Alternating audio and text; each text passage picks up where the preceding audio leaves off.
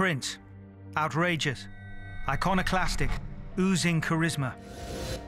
A 5'3" rock god, and a man who very few people truly knew or understood. I felt that he was super cautious, like he had trust issues. I felt that's what I was called a lot of the time, because I just think he wanted to have people around him that he felt safe with. At the heart of Prince is someone who was consumed by music and needed everyone around him to understand that. Purple rain, purple rain. The song that became Prince's theme tune and the iconic film of the same name was an anthem and a story of redemption. It established Prince, the superstar, and resonated around the world with 22 million sales. Back in the game. Prince is the equivalent of a musical Einstein, if you may, combined with a little bit of Mozart. 3, 4. Prince's genius was never in question, yet the seeds of his self-destruction were sown long before he became a star. I don't think he ever felt true love. I don't think he ever felt true acceptance. Prince shot to global fame, propelled by the need to free himself from his past. He never escaped the guilt and shame of his early years. It was beyond an obsession. It was a compulsion. Prince expressed his deepest feelings in his music. Please, Lord, spare me. And he wove his childhood trauma into iconic songs and timeless hits like When Doves Cry. I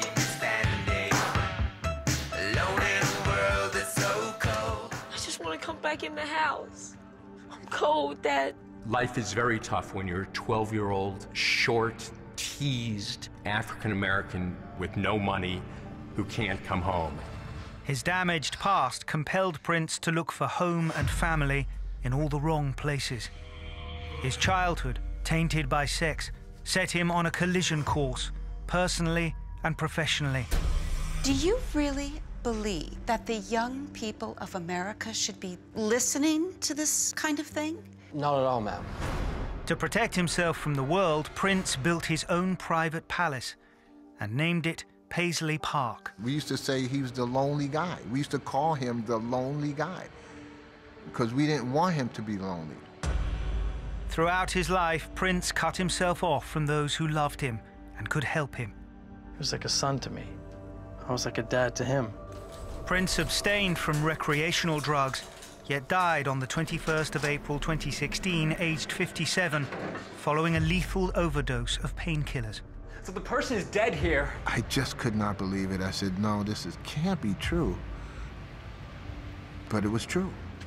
Prince, above all, wanted to fly with the angels, and yet his demons would finally catch up with him.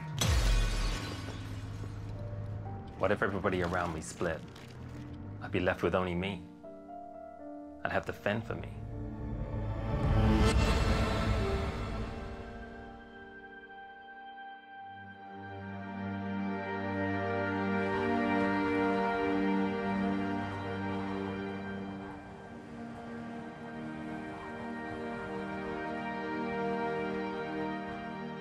Prince, one of the world's most successful musicians, died alone behind the wire in the fortress he created.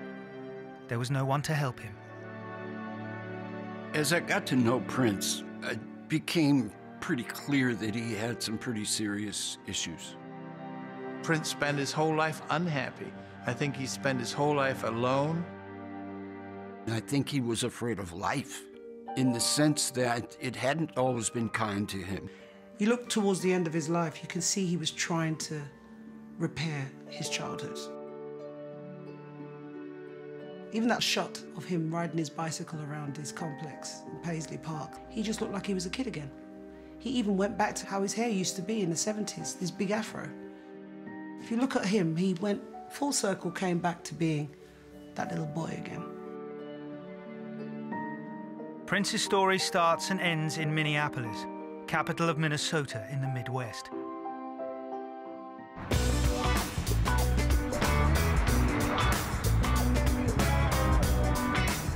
Born in 1958, Prince was different from the start. He was given a rock star's name, Prince Rogers Nelson.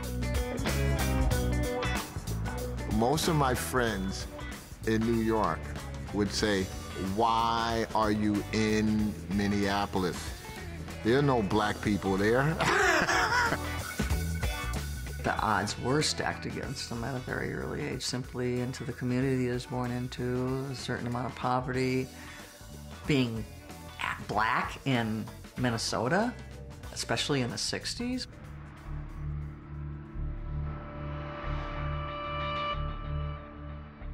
Prince's father, John Lewis Nelson, and his mother, Mattie Shaw Nelson, were an outwardly respectable, God-fearing couple. The eyes of the Lord are upon the righteous, and his ears are open unto their cry. The family were Seventh-day Adventists, a strict Christian sect that discourages smoking and drinking and believes failing to walk next to God defiles the human spirit. For in 6 days the Lord made heaven and earth, the sea, and all that is in them. Prince's parents prayed for their son because they feared he was different from everyone else. Prince would open up about this for the first time 4 decades later. I've never spoken about this before, but I was born epileptic. And I used to have seizures when I was young.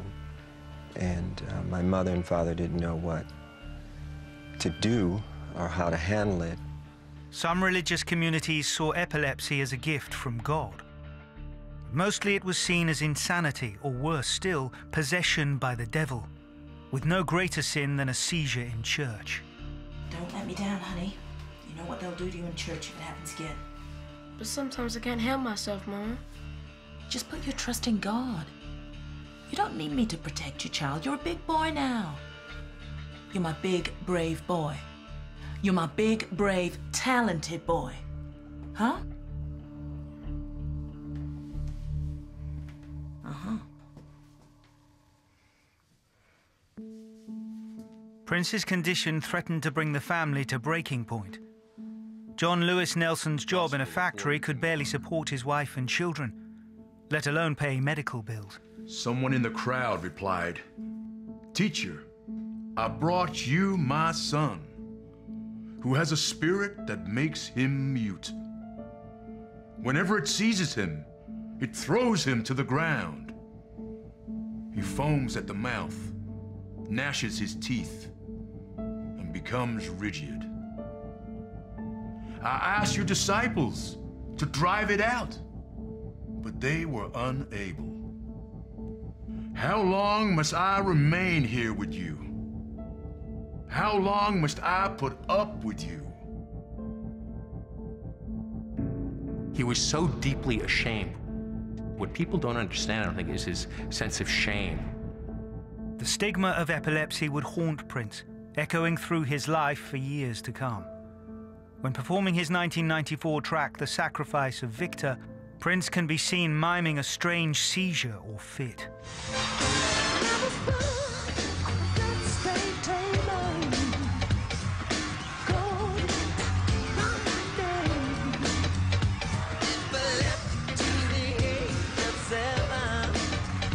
The lyrics describe how he became epileptic through a difficult birth and then emerged a victor over his affliction. My mother told me one day I walked into her and said, "Mom, I'm not going to be sick anymore."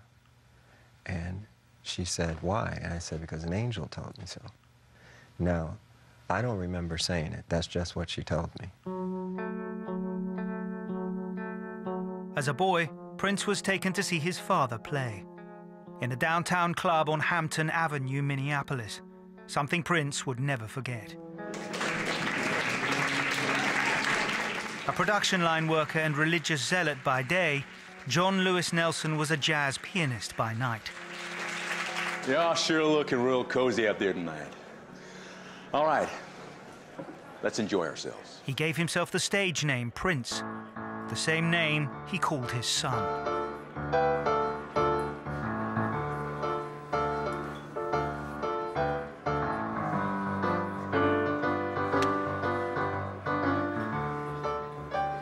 On stage, John Lewis Nelson was not the father Prince knew.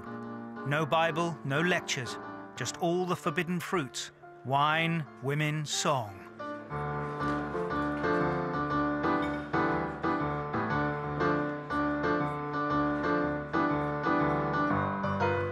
ladies loved him. Yet John Lewis Nelson would never make it as a professional musician. Financial pressure meant he could not quit his day job.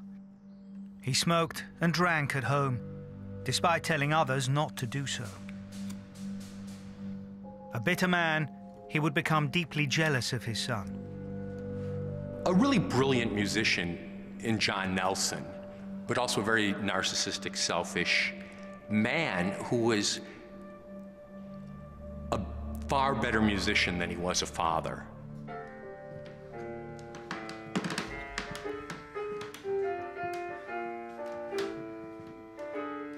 Please, Daddy.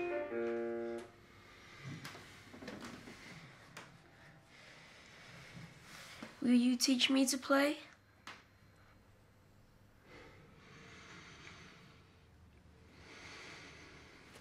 Sit right down, son.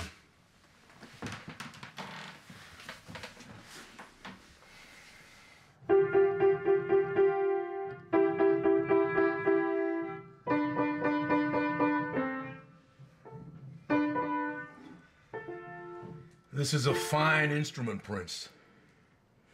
It's not a toy! Think you're better than me, do you? Get out of here. I gotta practice.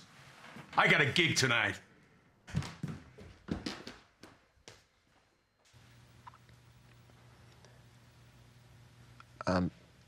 How can I put this? My father he was so hard on me. I was never good enough. And there was something about that, it was almost like the army when it came to music. John Lewis Nelson gave his son a musician's name and then refused to help him play. Ruled by a religious man who did not practice what he preached, Prince grew up in a world tainted by hypocrisy. In my household, with my grandparents, we very much knew that that was wrong and you weren't allowed to do this, but you were allowed to do that. It was either you were a Christian or you weren't. There was none of this mixing it. But I think with Prince, it was a little bit more complicated. The contradictions of his childhood marked Prince. From the beginning, he wrestled with angels and demons, setting a pattern he would repeat throughout his life, trying and failing to keep his demons at bay.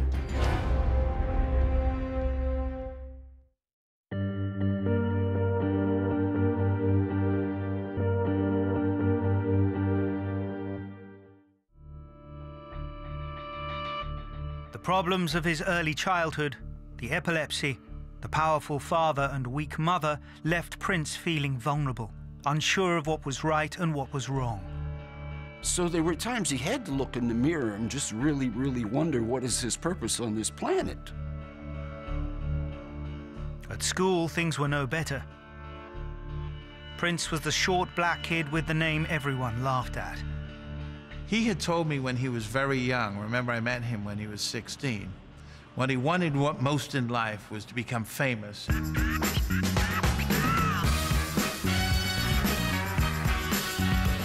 Music wasn't his first love. His first love was really basketball.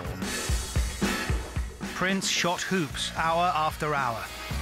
Yet the one thing he really needed for basketball was beyond his reach. He was on teams, and I think he really came into himself. But as he got older, he stopped growing. When he finally realized that basketball wasn't going to be a dream he was going to be able to realize because of how tall he was, I think he turned to music and poured all of his heart and soul into that. Being short would not stop Prince from becoming a musician. 1, 2, 3, 4. Get up, get on up, get up, get on. Sex Machine, I was sure that was one of the records that probably influenced him, if only because their very unique style of playing bass, which was a turning point for young black musicians. Prince more than once mentioned to me riding his bike after school to the record store to get the new James Brown 45 that he just had to have. Prince played obsessively every night in a friend's basement, teaching himself as many instruments as he could, throwing himself into music with guts and soul. He did not want to fail at anything. He had that desire that he is going to win. He's going to do every single thing that he can, and if he don't make it, it's not going to be his fault. Prince chose a hard path. Everyone said a black artist could never succeed in Minneapolis. That's why his own father struggled to break through. Minneapolis, when I started my recording studio, was kind of a cow town. I mean, it was a very white country rock environment. Back in Brooklyn, we had black radio stations, like 4, 5, 6, 7, 8, 9, 10 radio stations. Here they had one. Prince set out to prove everyone else wrong, as he would repeatedly do throughout his life. After 3 years of mastering guitar, keyboards and drums, the groundwork paid off, as Prince later recalled on the Tavis Smiley Show. I taught myself how to play music, and I just stuck with it, and I did it all the time.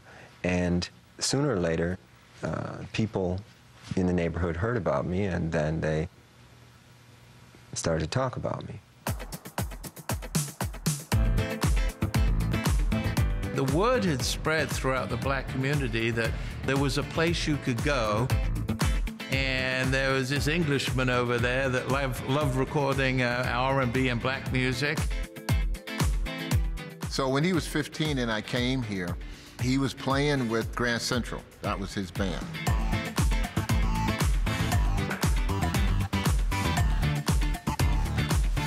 Hi, Mr. Moon, right? I was contacted by the mother of the band, who was the manager. Nice to meet you. And she contacted me and she said she wanted to do a demo tape. I don't need your charity, Mr. Moon. I got my money, I can pay. And so this lady that had brought this group into the studio that was producing them, you know, really had the support, I think, of the community, and everyone kind of helped them. This boy here on the block, he plays everything, and I mean everything. So I started listening to him, and I realized he had talent. Okay, after that child, Mr. Moon, he don't say much, but he got a volcano of emotions under the surface.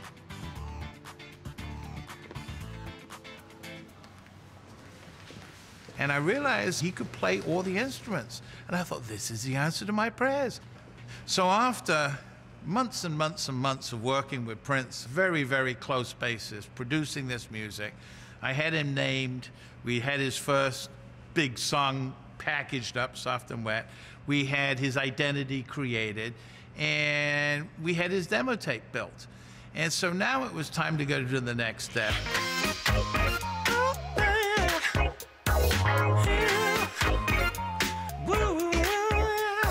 The first time I heard Soft and Wet, that song, I was immediately like blown away because I just felt it sounded so different to everything else. By 1978, Prince had his first recording contract and his first manager. What struck me was the depth of the music that was being made. It did not sound like one person playing all the instruments. I hear this falsetto come in of this, it was a vulnerable, there was a vulnerability to the voice that immediately caught my attention.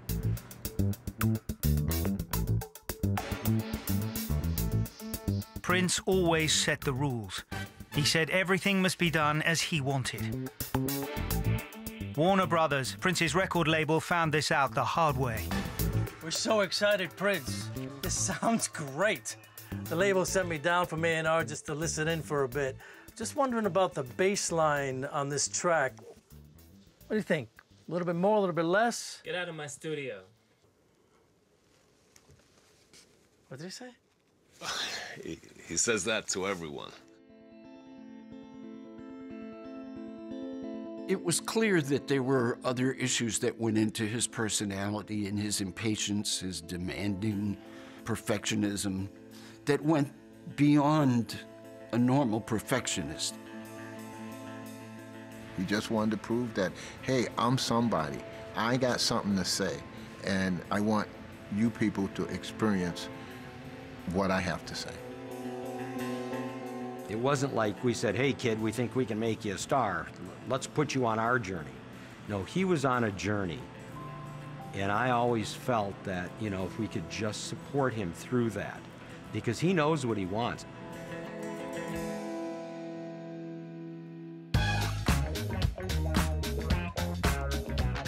Once Prince, the unknown boy from Minneapolis, signed his first $1 million record deal. He was on his way to becoming one of the world's greatest rock stars. Success would bring Prince the power and identity he craved, while the exposure of fame would always be painful for him. This first became clear in 1979. Soon after being signed by Warner Brothers, Prince's single, I Want to Be Your Lover, shot to number 11 on the Billboard Hot 100 chart. To promote it, Prince went on Dick Clark's American Bandstand. All went well, until Dick Clark came to interview him. You made a couple of demonstration records when you were a teenager. You're barely more than that now, are you? 19. 19. How many years ago did you make these demos and then have offers on them? Prince clammed up and could hardly speak. He comes back from Los Angeles. He comes over my house, and I go, what's wrong with you? What happened, man? What, you know, you're on a national TV show. Dick Clark is asking you these questions, and what happened? Because I know he's not like that. And why would you turn it down? They wouldn't let me produce myself. You were 15 at the time. Yeah. Would they think you didn't know what you were doing? Don't know. I just couldn't get it. And he said to me, he said, Pepe, he said, at that very moment, I realized that millions of people were watching me. Did somebody tell me you played every instrument on this album? Is that correct? Maybe. No, that's you're very shy, modest. How many instruments do you play? And at that point, he just froze. And he told me right after that, he says, you know, he says, that will never happen again. Then he started controlling all of his interviews because he didn't like that feeling. He didn't like that feeling. He wasn't in control. After the humiliation of American Bandstand, Prince agreed to only a handful of press interviews for the rest of his career. In 1985, aged 27, Prince gave a rare glimpse of the man behind the mask when he was persuaded to speak to Rolling Stone magazine. This would be the most honest interview he ever gave. Prince would only talk if certain conditions were met. Rather than being at home, he was at the wheel of a Ford Thunderbird, taking the reporter around Minneapolis. Prince was in the driver's seat, and if things got too revealing, he could always drive away. I'm not used to this. I really thought I'd never do interviews again. Prince agreed to open up because the Rolling Stone writer, like him, was a local boy. We were born at the same hospital, almost a year apart. My father went to the same schools as he did, both my parents. There have been a lot of things said about me, and a lot of them are wrong. I don't mind criticisms. I just don't like lies. When he motioned me to get in his car, he struck me as incredibly shy, but there was something wrong. The story Prince told was of someone who would struggle all his life to escape his childhood. There was a void that could never be filled.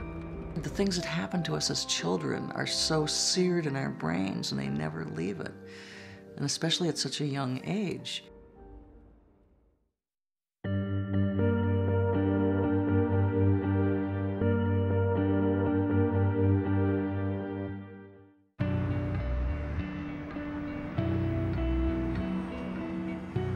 I think when one discovers himself, he discovers God. When Prince agreed to be interviewed by Rolling Stone magazine in 1985, he was at 27 a superstar. He was also sending the American establishment into a frenzy of disapproval. One critic said Prince's taboo-breaking lyrics were gushing with lust.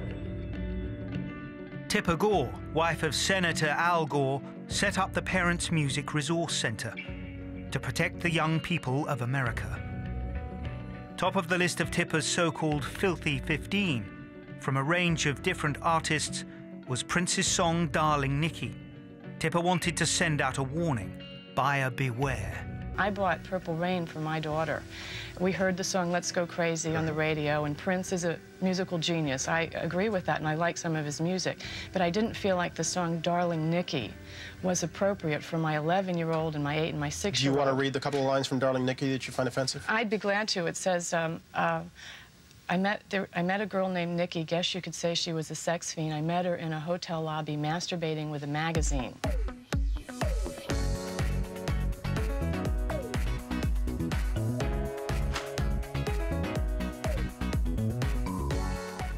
Let's hear it.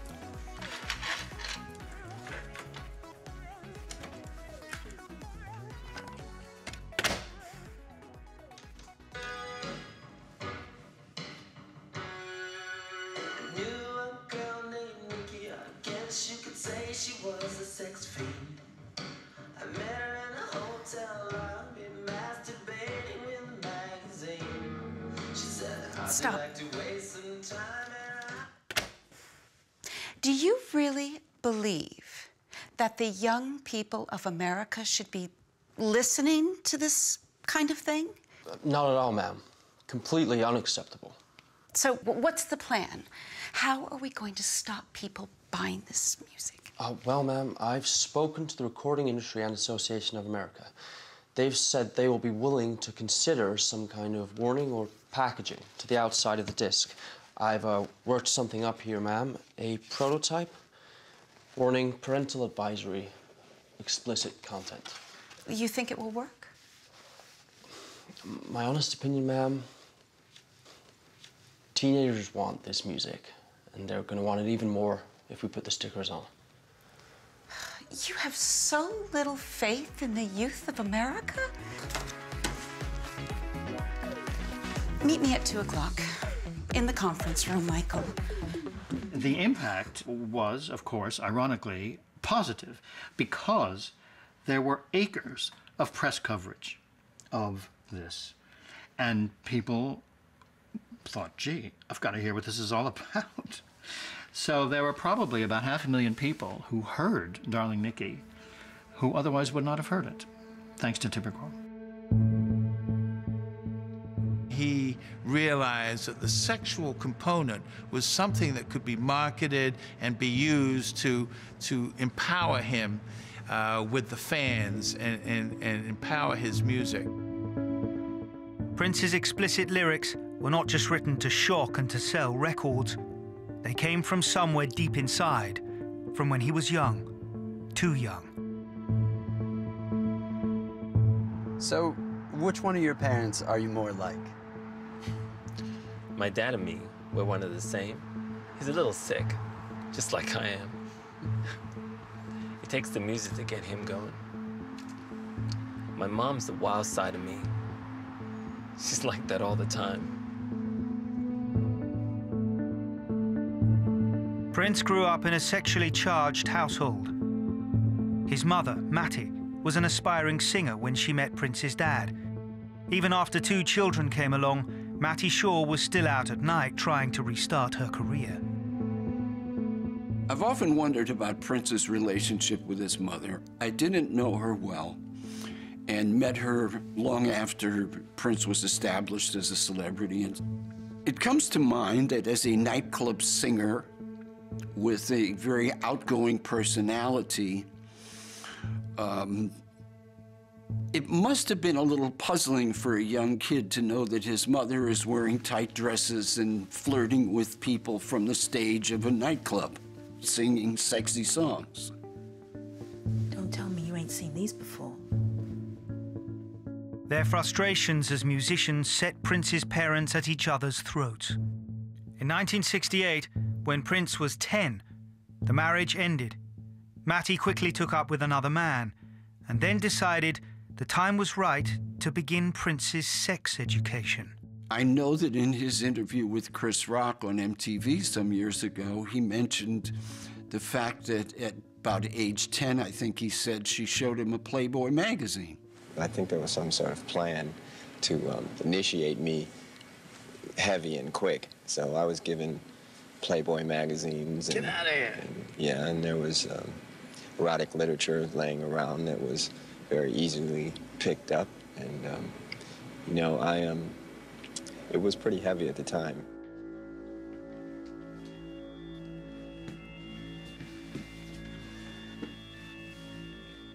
Reading Matty's magazines as a child left Prince confused about his own sexuality and about a mother who gave him pornography when all he needed was love. Was she someone who was perhaps concerned out of some kind of ignorance that her sensitive, artistic-prone young son might be gay? And I'll find out. I'll show him a Playboy and see how he reacts. You know, who knows why or what actually happened, but it just doesn't sound like the normal upbringing of most young kids. Prince's background was unstable, and his sexual identity was unstable. We were on the plane going to North Carolina. He had an afro, right? He gets up and he goes to the bathroom. He takes his bag and he goes to the bathroom. He comes back after, and I'm looking at my watch, I'm going like, gee, man, this guy's been in there for a long time, you know. He comes back and he's got curlers in his hair. He was in the bathroom curling his hair. So he comes out and I go, looking at him going like, oh, I didn't say anything, you know, because I didn't know. Maybe he was a switch hitter, maybe he was gay, maybe he was straight, maybe I didn't know, you know? And so I didn't say nothing. He sat back down and we just continued on. As a rock star, Prince would always be surrounded by women. He was linked with his backing singers and co-stars throughout his career. And yet intimacy would be problematic all through his life. When he did get signed, that's when the girls started coming. And we'd be walking, you know, down the street or something, and the girls would say, hi, Prince, you know, hi, Prince, hello, Prince, you know. And then Prince would look at me and says, Pepe, you know, last year that girl wouldn't even talk to me. I saw him as straight because of all these gals that are around him, but I did often think that maybe he wasn't really interested in sex, which seems so bizarre, really. Sexual ambiguity, never feeling normal, problems with intimacy. Prince toyed with his public for years, constantly exposing different aspects of his sexual being. He dressed up, or didn't dress. Sometimes he presented himself as hypersexual. Sometimes as buttoned up. And sometimes both at the same time. When I saw what he looked like, I couldn't believe it. Because I thought, oh, he's cute, but he's got like suspenders on and some sort of thing, crutch thing going on, covering his crotch. I was like, whoa. And then he had on like heels, like over the knee boots. And I mean, he was really out there. So I've got to ask, why the high heels? People say I always wear high heels because I'm short. I wear high heels because women like them.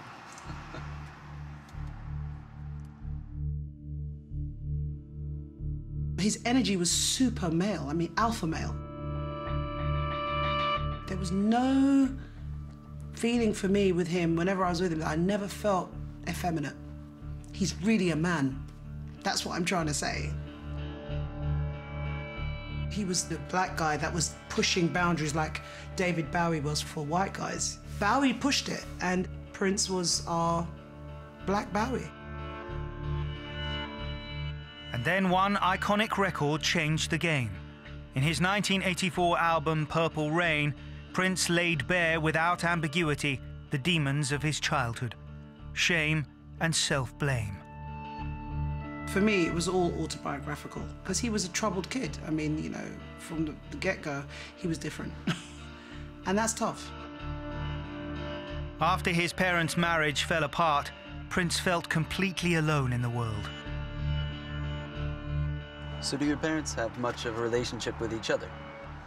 These days, my parents live very close to each other, but they don't talk. So once your mother remarried, she took less care of you. I'm guessing you spent more time with your dad after that. His sister stayed with Matty, while Prince was made to shuttle between his mother and his father. Soon, Prince was bringing girls back, flouting his father's authority and testing his affection. And then you and your dad didn't get along. And when you were 12, he threw you out for fooling around with a girl, is that right? I called my dad, and I begged him to take me back after he kicked me out. But he said no. So I called my sister and asked her to ask him to take me back. So she did. And afterwards, she told me that all I had to do was call him back and say I was sorry.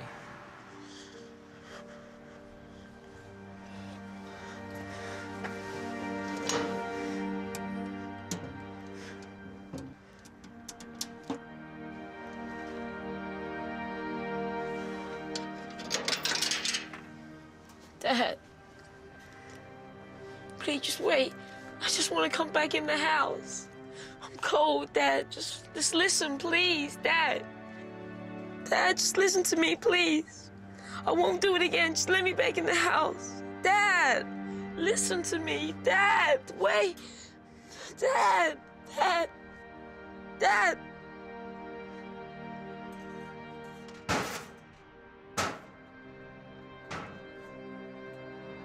You were 12 years old, and you didn't have a home? I sat crying at that phone booth for 2 hours. That's the last time I cried.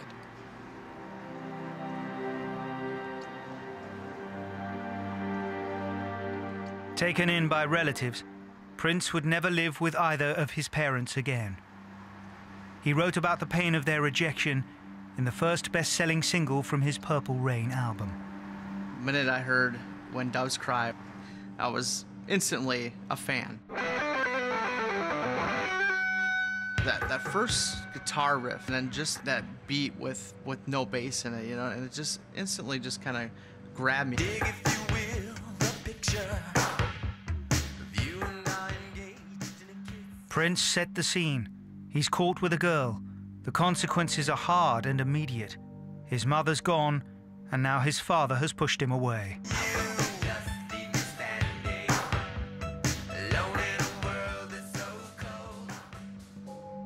Prince blames both his parents, holding them equally responsible for casting him out, and also blaming himself for his isolation. Maybe I'm just too demanding. Maybe I'm just like my father, too bold. Maybe I'm just like my mother. She's never satisfied. When Doves Cry, it all speaks to this general lack of security that he had. The fact that he seemed to spend his whole life trying to accumulate a security blanket. What if everybody around me split? I'd be left with only me. I'd have to fend for me.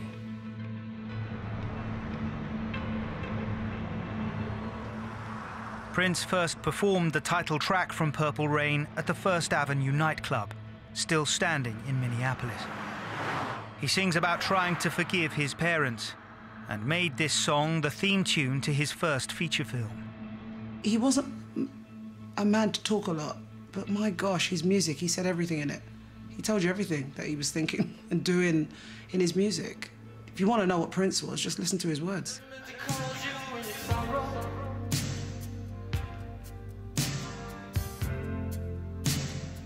I never meant to call you in pain. Purple Rain is one long metaphor for a violent storm of rage followed by a new beginning. When he said the song is called Purple Rain, I immediately said, yes, it's what's coming down from the heavens. Good. The skies swell with a purple, violet, blue. It's gorgeous. It's threatening, and you know, boy, it's going to come down. Get safe. Or celebrate with a big umbrella.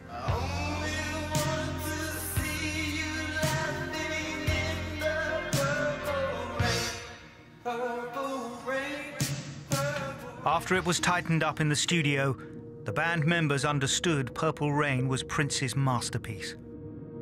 I don't believe it. You're starting to get it. You're really starting to get it.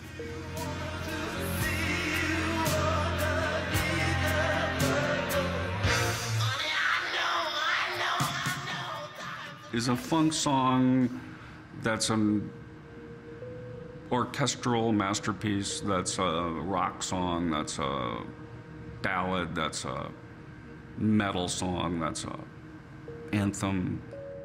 Once the royalties started rolling in from Purple Rain, Prince tried to win back the parental approval he craved.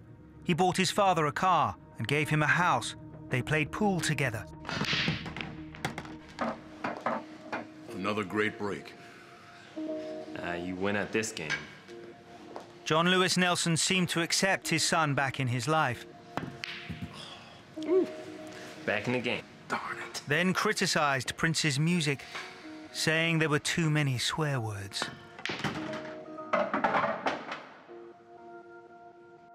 It's real hard for my dad to show emotion. He never says I love you. Whenever we try to hug or something, we bang our heads together like some Charlie Chaplin movie. So I'm a hugger. I just love to hug people. I think it's a great way of expressing, you know, your love and openness. I tried it a couple times with Prince. Strange reaction. He was a person that probably needed and wanted and was craving a hug more than anyone on the planet. And he was so stiff and so shocked. I'm not sure that it had happened much to him before. It was really an alien experience, and I'm not sure that he really understood how to process it. I do believe that it is what he wanted and needed, perhaps more than anything.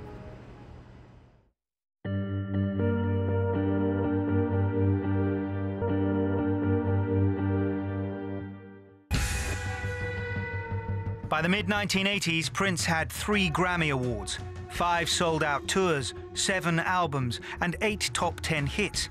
Yet it wasn't making him happy. He says, it's very, very lonely. I know I'm getting fame and everybody loves my music. He says, but I'm so lonely. He says, you're the only person who's ever done anything without wanting something back. He says, everyone around me seems to want something. I don't know what their motivations are, but he says, I know they all want something for themselves. He says, I never dreamt that being famous would be so lonely. The answer for Prince was to build his own protected world, where he would feel secure and loved. In 1985, construction began on Paisley Park in Chanhassen, a suburb of Minneapolis. It was an amazing facility. The upstairs was a wardrobe facility where Prince would go and get fitted for his clothing and had custom designed costuming.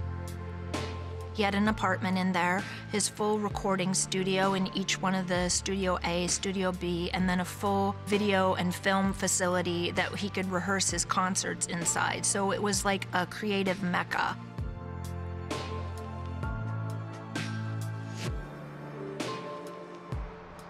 So you can live anywhere, New York or LA. Why come home? Just because I love it here so much. I can go out and not get jumped on. It feels good not to be hassled. On the way up, it becomes harder and harder of who you can trust. And I think Minnesotans are kind of a trustworthy bunch of Scandinavians. He wanted that sense of community, and I don't think he would have got that from LA or New York, and I think that's why he really stayed in Minneapolis. Paisley Park cost $10 million to build, a colossal 55,000 square feet, as big as the White House. It was above all where Prince could be Prince. He was 28 years old, and this was the first place he could truly call home. He was known as the Great Gatsby of Minneapolis, or even the Willy Wonka and the Chocolate Factory. I just remember going out there, you know, the first time. I hadn't seen Prince come out yet or anything, but with his band members and everybody else there, they just made you feel welcome and made you feel like a part of the family. Growing up, Prince's musical talents were ignored by his mother and resented by his father. Paisley Park would house a new kind of family, where Prince and Prince's music would always be front and center. Prince created this environment which he could control, where his studio could be where he lived, so you could just get up and make a record. You didn't have to go to the record plant or any of the other famous studios. And this meant that the people around him were on demand. And he could page them and say, I want to make a record now. Prince built a temple to himself, surrounded it with a wire fence, and then expected others around him to follow his path and no other. He would encourage those of us who worked for him at the time that we opened Paisley, that we should all move out to Chanhassen and be nearby. One day we'll have a gated community and we'll all live inside. And it got to the point where it was starting to get kind of Howard Hughes-ish, Jim Jones-ish, you know? Just like, when does the Kool-Aid come out? It was a little scary for some of us.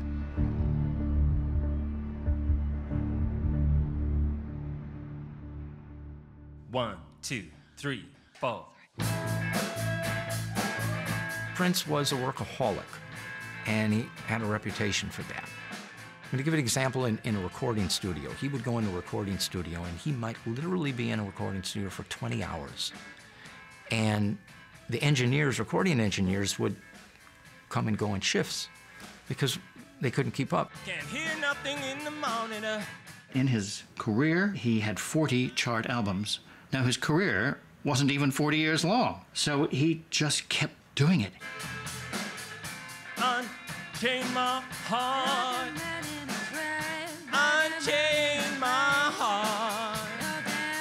I'm telling you, baby, I got no time for this. Gonna trip. Unchain my heart. Unchain my heart. I think I worked for 2.5 years straight, almost without any sleep. By the time that I left, I was very exhausted because I always wanted to make sure I gave him what he wanted. I wanted it to be successful. And so I never showed up empty-handed, and I never said no. Come on. As a child, Prince made himself a musician through willpower, practicing 7 days a week. In Paisley Park, he rehearsed his band the same way. In order to do production rehearsals, we would come in every day and start wearing our complete stage gear, the actual costumes and clothes that we were going to wear on stage. We would start to perform the show. And literally maybe every 30 seconds or every minute, he would then say, stop. Wait a minute. And then we'd say, okay, continue. We'd pick up the song where we left off. We might get another minute into it, and then he'd say, stop. And this would go on for 8 to 10 hours a day, day after day. Gonna pack my bag, baby. Gonna leave him at the door. In addition to being a demanding perfectionist, he was also a better musician than almost anybody in his bands.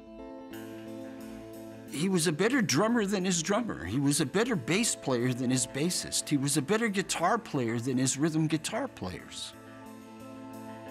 One of the first albums out of Paisley Park was Parade. It featured the single Kiss. Kiss has its very own acoustic, which makes it distinctive.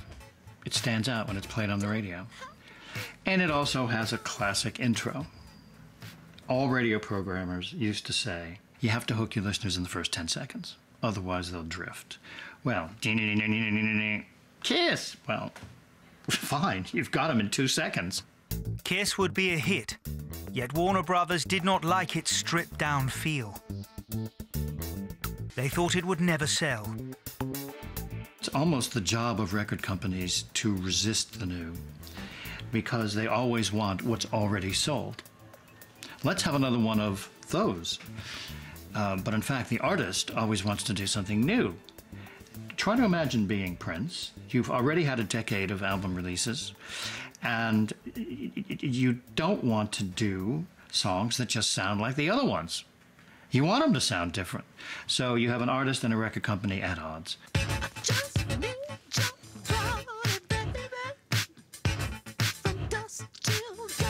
Okay, good, thank you. Prince, this is a sketch. It's a demo. It's not finished, right? Because it sounds like it was recorded in a basement. Hey, we can't put this out. It's not a single. It can't go on the album like this, that's for sure. What's he say? He says he doesn't care. It's going out first. It's a new single. Well, we can't use it. It's not working. I decide. Jesus, this guy's killing me. He's not listening to the label, and the label is what's going to get him anywhere. Things always had to be the way he wanted them, and if you balked at that, it wasn't just a question of a disagreement among friends. It was you're a traitor. You're not a believer. You're not truly supportive of me. Kiss was a top 10 hit in 10 countries. Blind faith in his own work justified everything for Prince.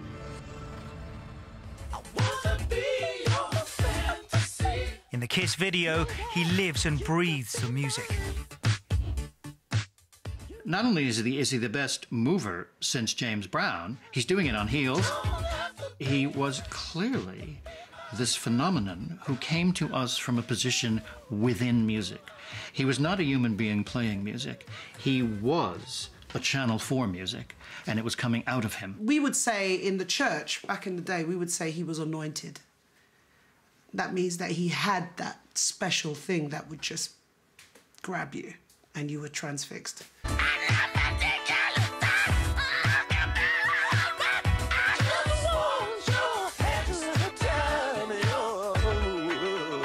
Kiss. Prince was flying in the face of his record company, thrilling his public with new hit songs, whatever the cost. Prince's life was publicly an explosion of excitement. It was lights, it was dancing, it was music, it was rhythm, it was the soul coming out and dancing in full force.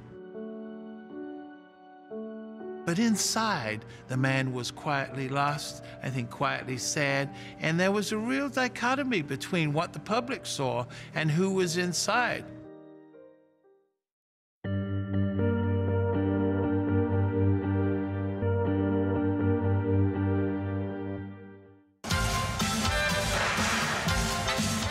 When Prince went on tour, it made everyone happy, including himself.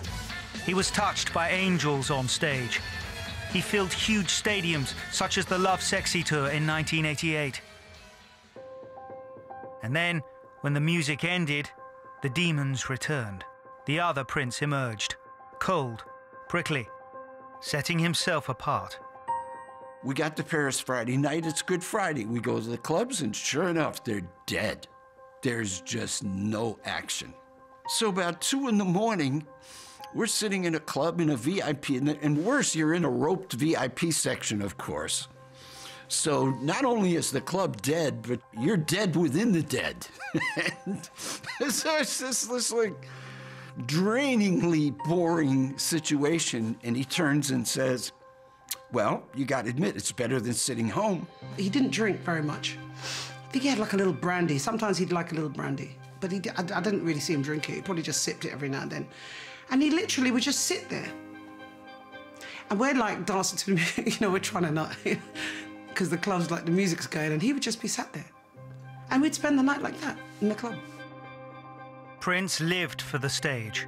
He couldn't stop, playing stadium shows, then smaller gigs late into the night, pulling in the crowd. And so we're there, and he starts playing Purple Rain, and everyone's crying. I love that song, we're all going mental. Don't you sing? And then suddenly he turns around and he says, "Don't you sing?" So I turn around thinking, oh, he's talking to someone else. And I'm like, I just couldn't even speak. I was like, it was just... We've heard that song how many times? Like 100 times, right? Could I remember the whole lyric? I was so nervous. All I could remember was the first line. So what I did was I held the note really long because I couldn't remember the rest of the words because I was scared.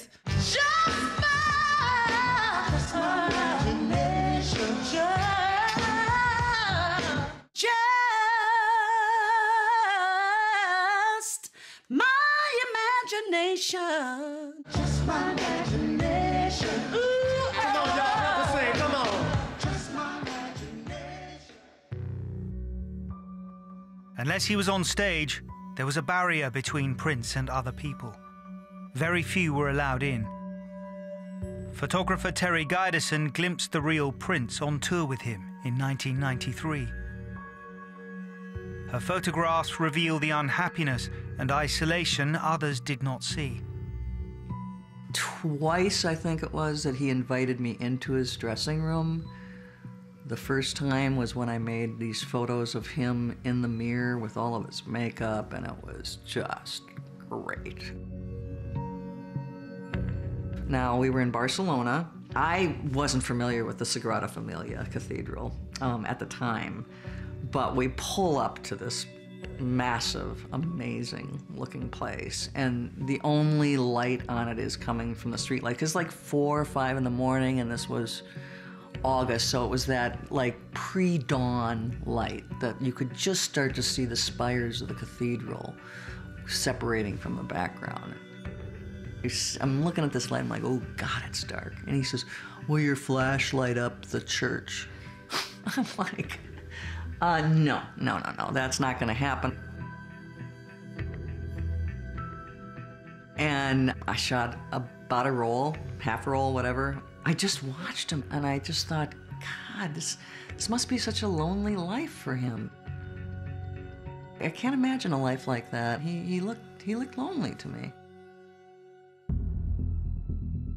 That year, when he returned from tour, Prince upped the conflict with Warner Brothers, the record label who nurtured him from the beginning.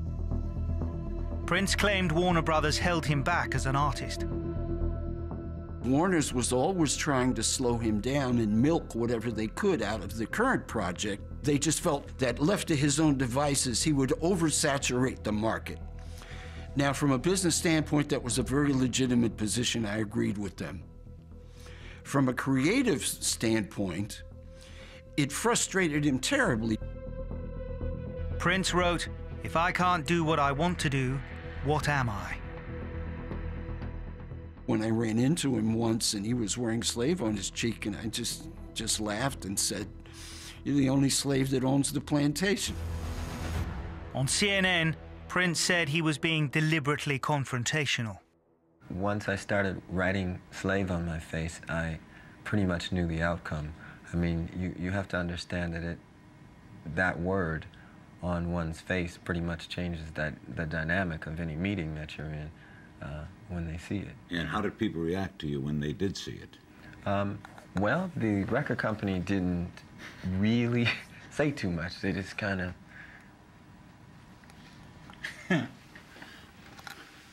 All right, what's the business at hand today? You know, and that was it. In 1996, after 3 years of wrangling, Warner Brothers released Prince from his contract. I can't believe he's gone. And right at a time in his career when he could be able to just sit back and let the money roll in. It just doesn't make any commercial sense. He was like a son to me. I was like a dad to him. The number of times I helped him. He's literally going to have to tour for the rest of his life just to pay for this. It will kill him.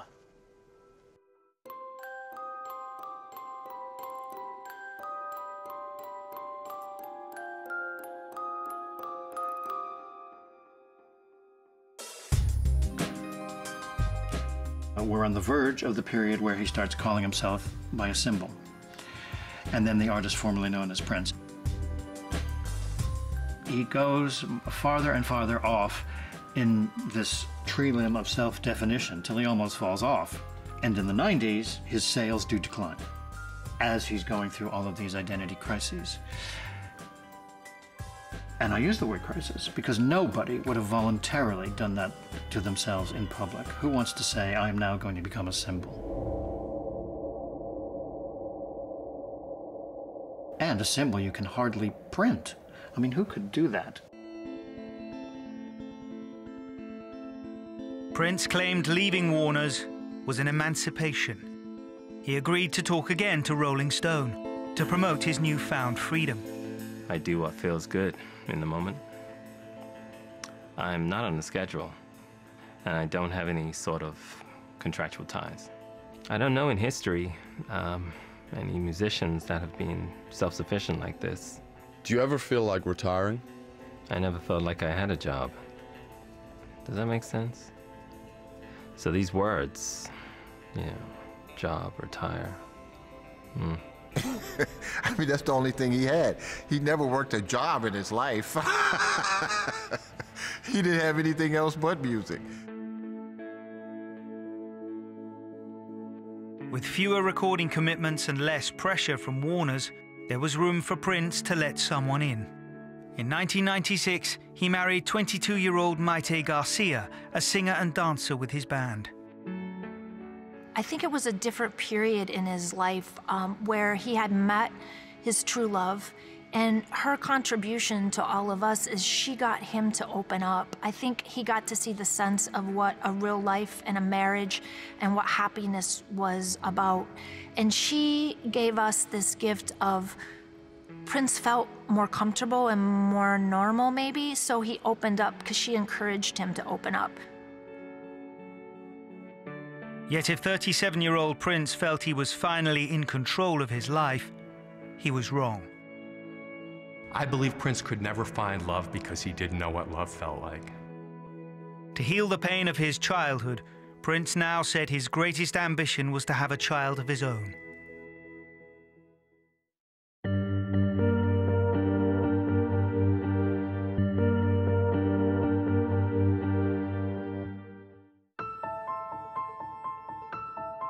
Two months after Prince married Maite Garcia, she was pregnant. When a scan revealed there was a problem with the pregnancy, Prince refused to accept there was something wrong. I'd like you to go to a specialist.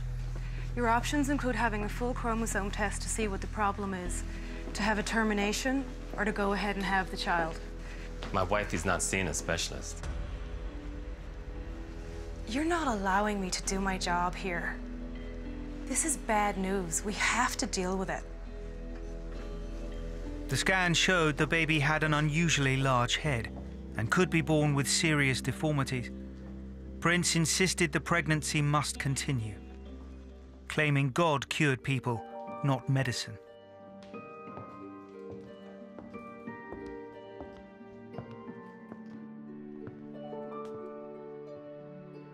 On October the 16th, 1996, boy Gregory was born with a rare skull defect, Pfeiffer syndrome. I got the phone call that, the kid was born at severe disabilities and stuff. I don't know if he ever recovered from that, to be honest. He was devastated.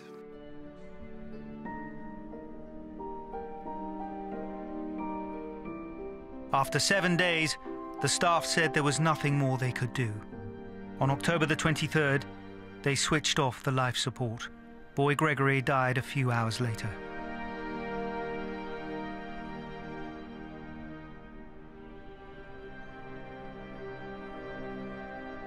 He used to say we would have 10 kids together.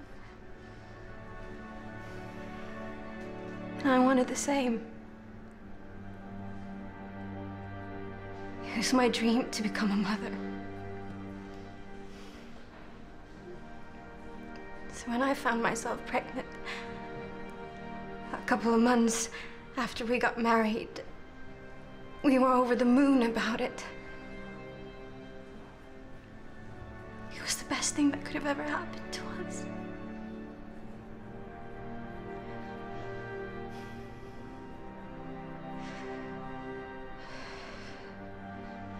For me, after that, he wasn't really the same. Didn't really get the phone calls like, come out and hang. It kind of stopped then, around that time. He changed. He changed. To me, he changed at that point.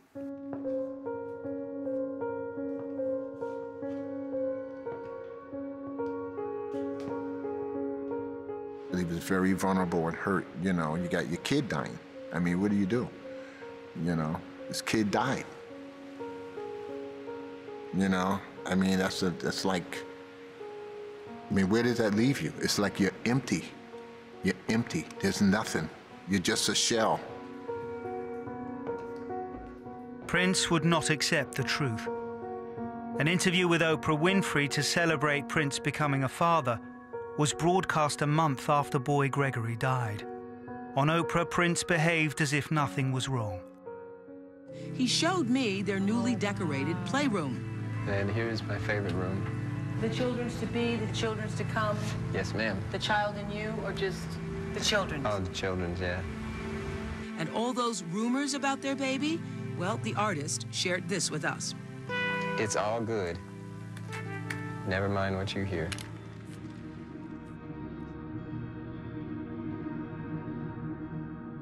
Prince was never able to tell his son he loved him, just as his father never told him. Maite's next pregnancy ended in a miscarriage. The strain of the two lost pregnancies broke up the marriage. Prince would never raise a child of his own. A second marriage to charity worker Manuela Testolina also failed. Relationships seemed doomed. I remember when Kim Basinger had been his significant other for a while, brief while, and had actually come to Minneapolis and was living with him in Minneapolis and holding an office at Paisley Park. Just as suddenly as she appeared, she left, kind of overnight. And that relationship, for whatever reason, only they know, ended abruptly. And he came in my office, as he would often do, and just sat on the desk while we talked about a few things. And I said, "Hey, man, you okay?"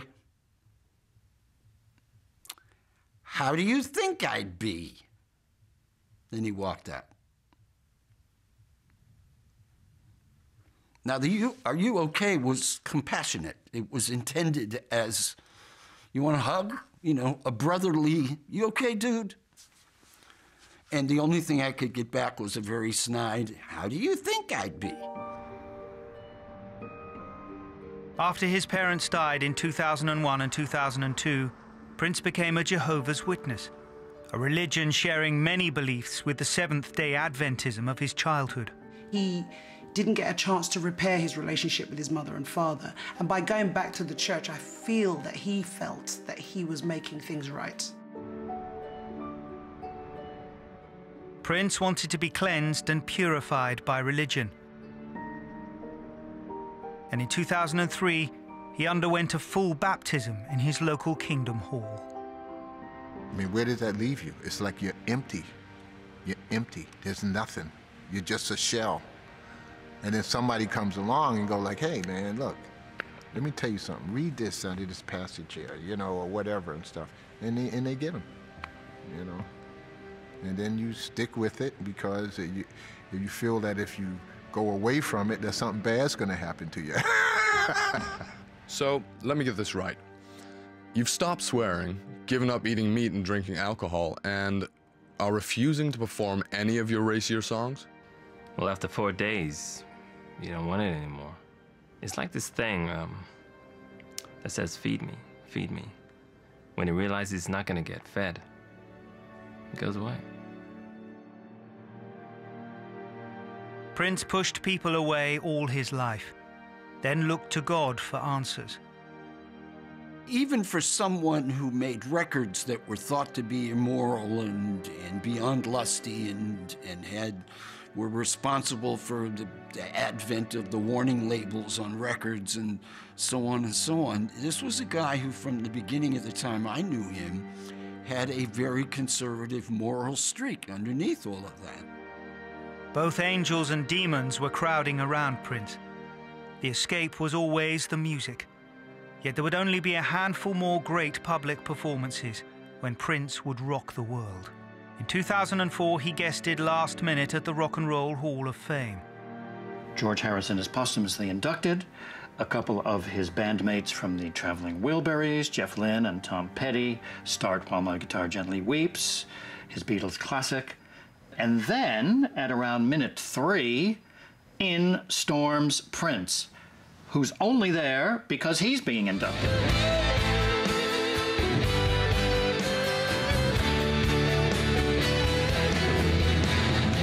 And he does this guitar solo in which he just takes the song to another level.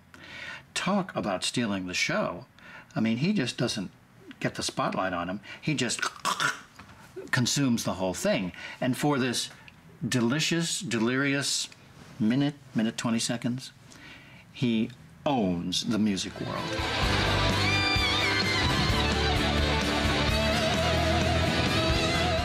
It's one of the greatest solo performances ever, and he knows it, because at the end he throws his guitar up in the air, and he storms off stage as if to say, right, I've done what I came to do, beat that.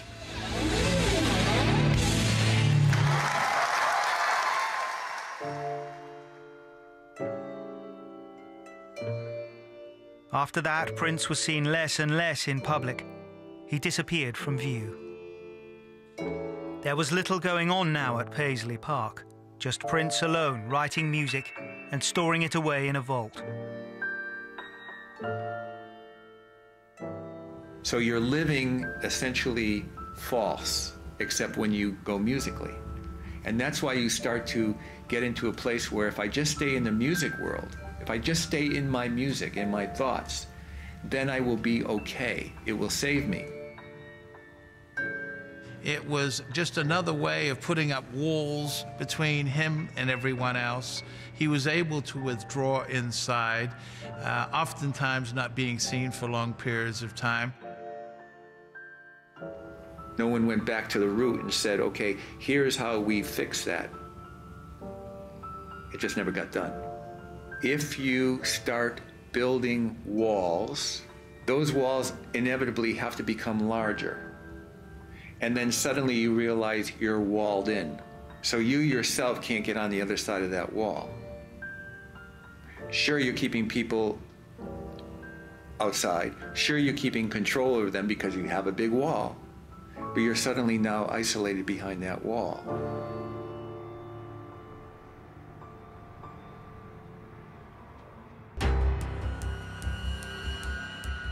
In January 2013, 54-year-old Prince came on stage during the Grammy Awards, his first big public appearance in 6 years. He walked with a stick due to severe hip pain caused by years of dancing. And why would he have pain? Because he was 5'3" and wore heels for decades. And not only wore heels, but danced on heels. And I mean, even that physical act seems impossible to most of us. How can you even do that? He pushed himself so hard physically when he was young that I can't imagine that he wasn't suffering some sort of bodily pain. From the speakers, I saw him jump off 30 feet, 20 feet. Every night, you know, just perfect 10s. And if they weren't, you'd never know it. So if he landed wrong and it hurt him, you'd never know it.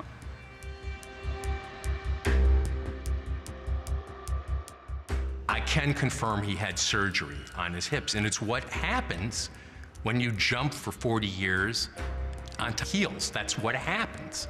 It's a work-related injury. Prince had a secret. His clean living days were over. As his health collapsed, he started taking a variety of powerful medications to deal with the crippling pain. He was becoming hooked on opioids.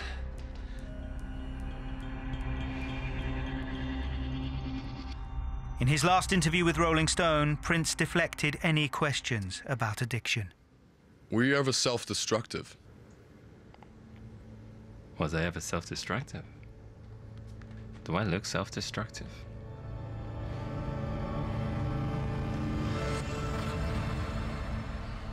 Prince was ashamed at the end because he had such a reputation for clean living, which was really true.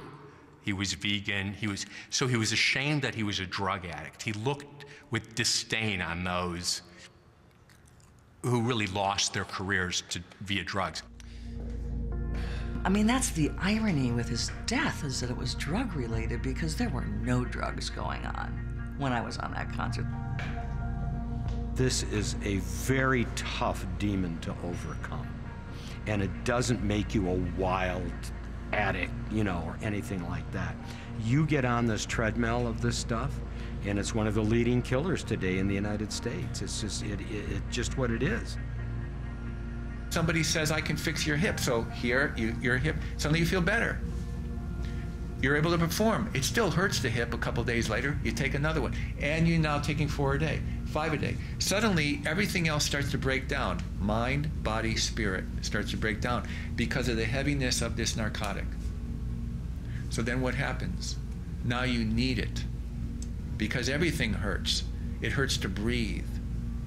It hurts to wake up. It hurts to go to sleep.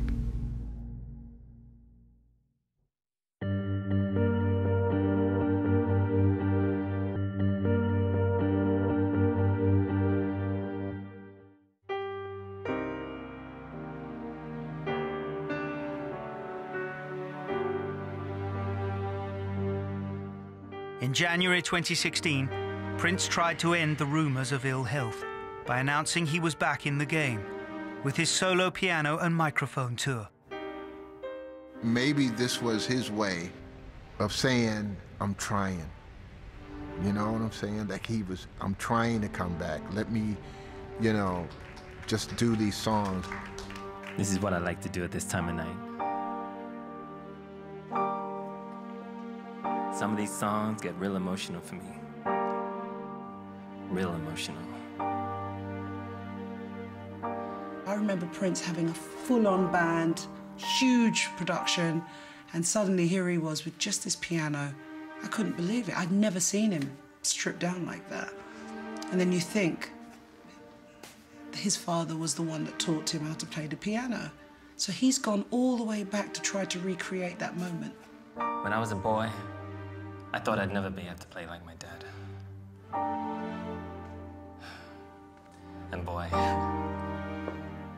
he never missed an opportunity to let me know about it.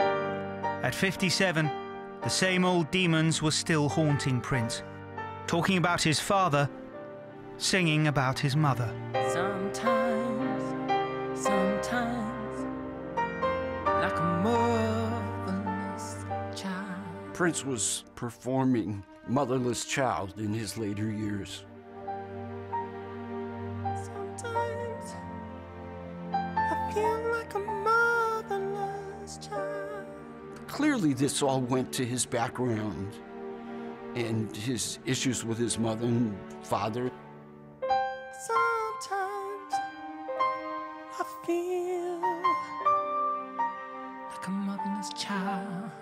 It was so apparent to me that his life had come full circle. I saw it, just stripping it down. To me, he was literally stripping everything away, preparing himself to go. Sometimes I feel like a motherless child. Long way from home. Prince launched the tour in the safety of Paisley Park, then took it on the road just like the old days. But then things started to go wrong. On April the 14th, Prince flew home from 2 shows in Atlanta. 990 Chicago Center, set up pilot discretion to maintain 3000 Molina, altimeter is 3012. Prince passed out and could not be revived. He was with singer Judith Hill and his bodyguard Kirk Johnson. B990 cleared for approach to the Quad City Airport. Was it a male or female passenger? One male passenger, Jet 990. B990 CFR will be waiting. They want you to go to the on the west end of the north ramp. At 1:18 a.m., Prince's private jet made an emergency landing in Moline, Illinois, just 48 minutes by air from Minneapolis. Prince's medical issues, clearly some kind of overdose, were so acute they couldn't wait. On Prince's person, medics found fentanyl, a painkiller, lidocaine, a local anesthetic, and U-4770, a synthetic drug 8 times more powerful than morphine. Prince pulled through, just. Later, it became clear the pills he carried with him were prescribed to someone else. They were mislabeled as being weaker than they really were. Prince was in denial and others were colluding. The bigger you become, the more people say yes to you. And I've kind of nicknamed it death by yes. The person who stands up to you and says no is the person who cares the most.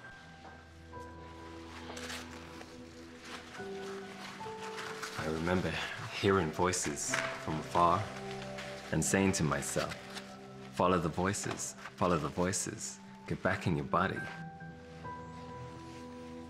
It was a near-death experience for Prince, and it was covered up. Then I heard about the emergency landing of the plane on the Friday night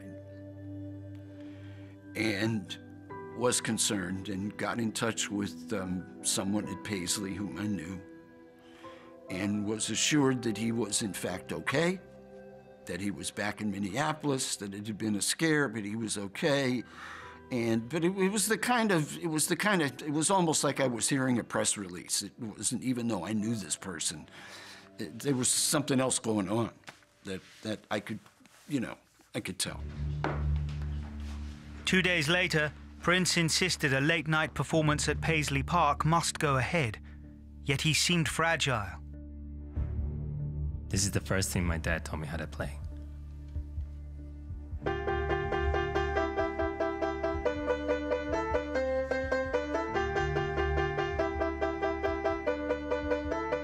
Something really was off about that night. A lot of us weren't really kind of dancing. It was just kind of a mediocre type mood in a way, where I remember when he showed us the piano and he started playing chopsticks, yeah, something kind of like clicked in me, like, am I seeing Prince play for the last time? And then Prince said something his fans would never forget. Save your prayers for a couple of days. I'm here and I'm okay.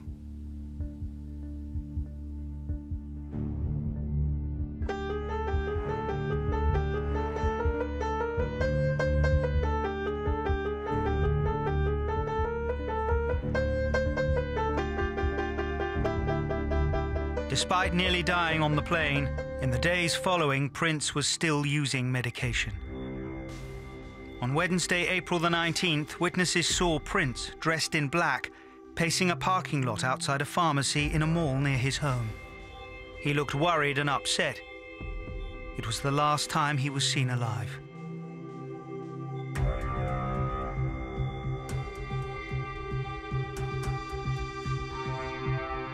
Early the following morning, Thursday, April the 21st, there was a surprise visitor to Paisley Park. Andrew Cornfield, a young medical student. He was sent by his father, an addiction specialist. Worried by Prince's drug use, he asked his son to look in on Prince.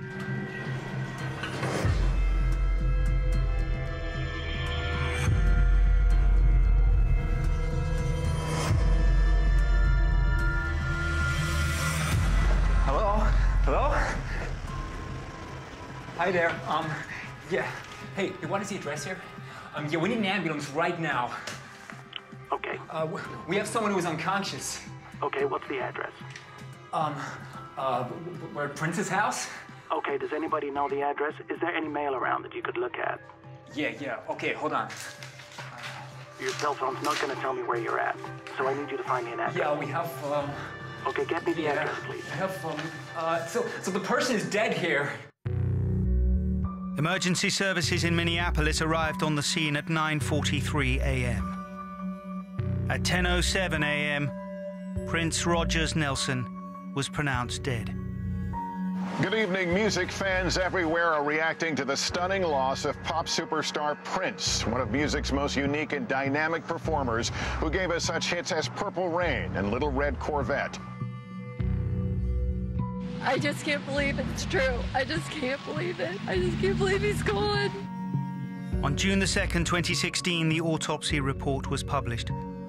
Prince died of a fentanyl overdose, a synthetic morphine 50 times stronger than heroin. There was no one in the immediate arena that could say, this stops right now. And so you end up what you end up with. Tragic and awful and surprising and hurtful, and everybody's at a loss to truly explain it. The toughest thing for me to hear was that he died alone in an elevator after having an incident on an airplane. That told me that there were too many yeses and not enough no's at the expense of somebody's life. I'm not blaming someone for his death by any means. What you do to yourself. But it told me that there were too many yeses. I'm screaming in my car. Prince! Screaming at the top of my voice. What? Why? What? Because I couldn't understand it. I couldn't get past it. You know? It was just a shock. I just couldn't believe it.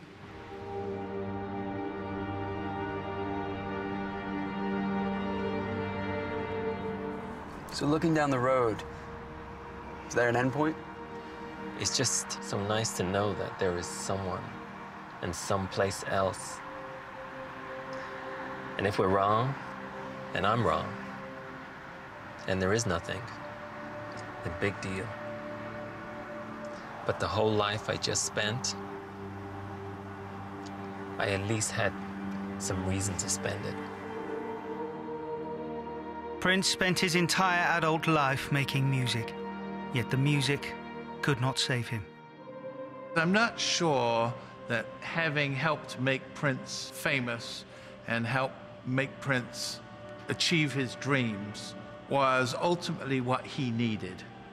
And all I had done is introduce him to a nice girl, and he had had a couple of children and gone to work at the factory and grew up as an old man sitting on his rocking chair, never famous. I think perhaps maybe I would have been more proud of that. I believe I can say for sure that Prince was the loneliest person I ever met in my life. We used to call him the lonely guy because we didn't want him to be lonely.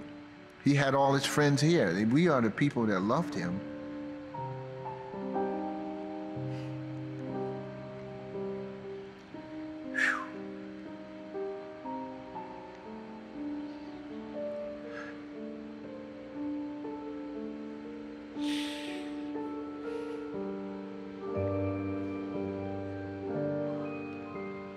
We are the ones that loved him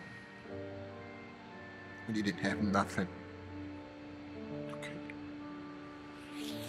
He had nothing, and we loved him. So, God.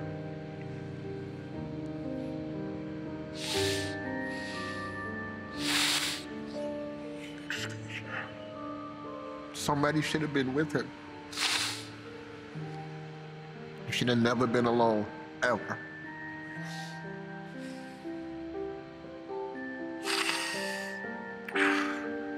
And I'm still not over it.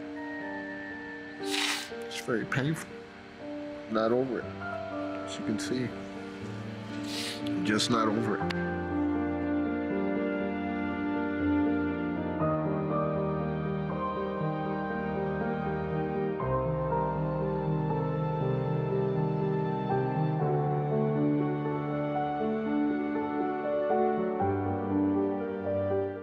Now stay right there. Our tribute to the musical legend continues here on Channel 5. Prince stars in the 80s classic Purple Rain next.